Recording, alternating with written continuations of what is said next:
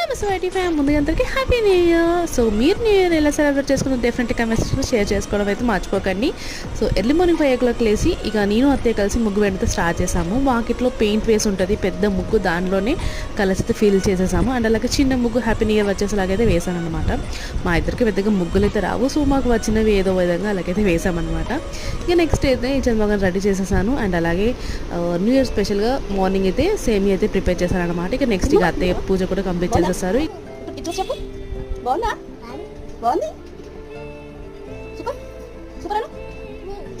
Next ఇక లంచ్లోకి అయితే bagara rice అలాగే చికెన్ కర్రీ అయితే ప్రిపేర్ చేశారనమాట. సో చాలా టేస్టీగా వచ్చింది. కూల్ డ్రింక్ అండ్ అలాగే స్వీట్ ఇది వచ్చేసి జిఆర్వి డేట్స్ హల్వా, సూపర్ టేస్టీగా ఉంటుంది.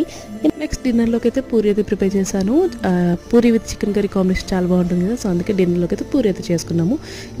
ఈ videos like and subscribe. In the next video. Thanks for watching. Bye bye.